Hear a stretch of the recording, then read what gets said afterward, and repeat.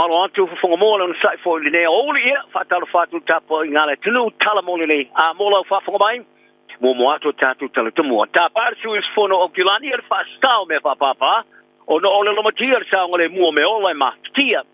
fa sai ma no atu kan te tanga te kei ole au longo ta longa ma na au longo me ole fa sa tu nga so fonua fa fongamai o fa lo telino ni tala ai o taro tala mo mai America o Rusia o tua ia ni whamata o ni pomu sa whaawila vea ai le whasorongo whainga palo ta inistete au tui Amerika le oi loai o swing state. O le aso leo lo whasorongo whainga palo ta tele le atulung o whiwhilia tauwhao aia po o Seisio Kamala Harris ia po o Donald Trump e whiwhilia ia vema prestene. E rusa mani po tira kamai e ta wai e lua ini whalipalo te Georgia sa pnia mo se taimi. Ina o taunu atu ni whamata o ni pomu e peo na whamatala ina e sui ofisa o ni whaingaleanga a Rusia. O pūlenga o stete ua matua i tūtū ai ma mātala o anga i atu whaitau miliona o tangato le tulung e whale pālota mo le whaiola atu pālota e sa tau fturinga e peo na tā uai le vāpāla lata. O se teimi o le pōna nei teimi New Zealand tau o na tātu o na ata tamai ai se uma e iai lea whainga pālota tele. O le kinasa mo usfono le fono patonu o le taulanga o kilani wo ia tāpā le whasai no le whatauino me whapapa po fireworks mo le pui ai maunga o kilani mo me ola. O le sui usfono mo le tete fono o le komite o tūla fono mo le saunga le mua o tangatala ukele Josephine Bartley ta i whalia o matua i lefi fie le matia e iai o noa i mu. O le aso na nafia masani ai o na whaamana tuino o le aso me whapapa le o mai le po le Kai Fox ai sa i whalia sa amata mai lava na foi me fa papa ni aso lo matu mo wo le tai me tipi ai mo wo lava foi lea fali a Miss Bartley o tata fa avar mole pa o mai lo i me fa papa mo wo mo mi ai le foi nga malo e fa saina o le aso mo novema sa wai Miss Bartley le vai nga sa mo le mo ngai Mount Wellington mo ia fali ai sa rongo ina oia o le mo sa tuina mali loa mai poringa mai sa fa o ngai se me pa papa ai sa ai pe tai sa fa di le vai nga tine mu a New Zealand. O le afi sa amtaina e se mori sikaleki sa tia ia. Ai o le tei fono le pulenga o le maunga, tu puna maunga authority a Paul Maturi. Ta i ta ua o afke mua i le maunga o a vema me masani e whaimutupu mai. Ma i whalia, lo na lefi fia ina o toe mu foi. Whalia Maturi, o ne eitu ai ngoa mionga e whai mare whaatamala. O tilo ai i le puipuinga le maunga e afi ai mare tapunia i le teimi o me whapapa. E so mai tos mo le lua ia fa lave tu wafi ta tu mai le tu wa le pona po sa bala wina toila o fui mu e tu se so tanga mo me fa papa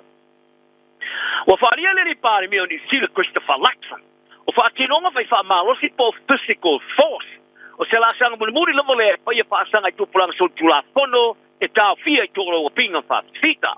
o ave ele o engar kapineta ia ela tu e fa ta mo ina ni to lo pinga e whaunga ai whatinonga whai whaamarosi e pui ai la tou ai po isi. Ia e pore tawhia whai o tūpulanga sol tūla whono, mai le tomu whai e so ese. O tilo nei le tōni usila i pepo singa tā liki tua o tā wai nei suinga. E tau au e tilo ia i se whātūpula ia e se tūlanga o sa wanga e whai e tūpulanga e sa e steia. Ai patino lea, e le tūlanga sa aria li mai ai tā wanga sa o i eita mai timutanga talvo e porkala me whapea sa whai e mumoa. Ina o visiringia le vaso nei pesa i tu inatu au whainga ruenga i nei tolo pinga. Ia le ava noa e whao ngai whātinonga whai wha malosi. Ai longo i laksini le tole news talk said be. E leo se mea sa longo i nai oia, e winga e ai. E leo se mea foi olo i aiso nai loa. Ma ua leo se mea foi, e te tau ia te o na awa i ai. Ai ini nai tu la muri lani, sa to e sui ai le whaki a Luxon. I le whaalia e leo whai le poti, e le i whaia i eita la tale ronga mai ea. Malika mai kai min stau to mai Karen Choa. Sai ta wai e na te loa ngai facilities to singar kapineta. Ai ole melo ia ai o ia falia. Ele ia se la tala no tonu mani ministai winga i fa pe ta o pimo tu planga ona fati noina. Ai ora tai nei sa fari ai le mai kai min stau to mai Karen Choa. O fati no fa malo se me fa no pa ngaina. E la tu e fa te ne tolo pinga. Ai e fa ni tu ngai matua te pula. Sa longo e joa ya Mike Hostings i le toa le news talk ZB. O le por kalane sa fu po ina tau si tia sa ngale mu o fainga luenga. O tu planga.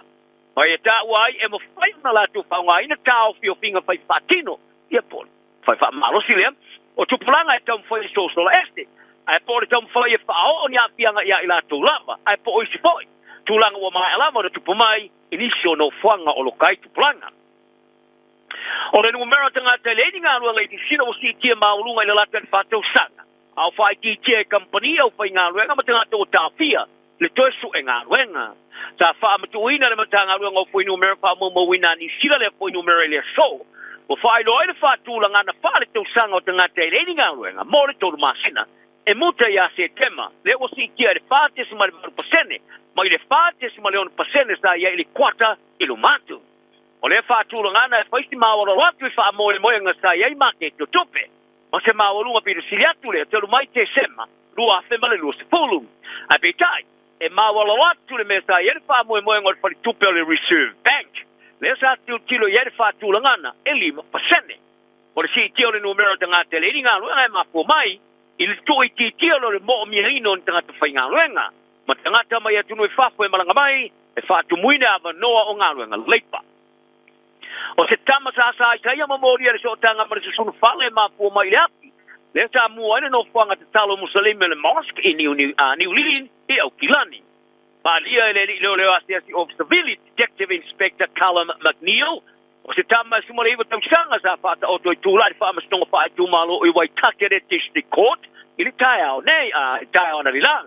e morianga o le lima tango vale mo morianga e luor sun fale mai ta wai o lo la tu nga lu e sa ili pe sa o ma te tu ina ile tama ile mosque mai fa fite ya ila to sa o ina pam talanga ile leo mai fa o mo fa ya no so so ya ila to ile va vesta ai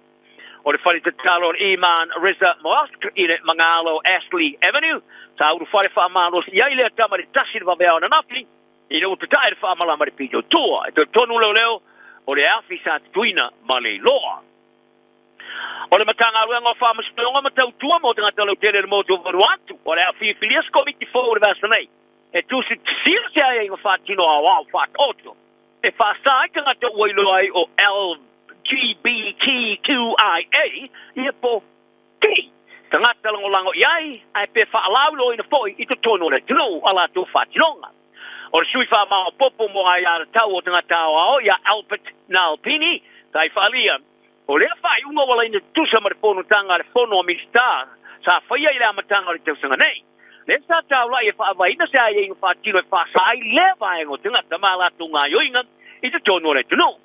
fa lia Nalpini o fa tino ngal fa la tonga ale the pride wo fete nai ma fa tu mo ngal fa vai o vanuatu mo mata upu fa si silo te tununga fa kershan ma vai nga tau o tanga tamelin sia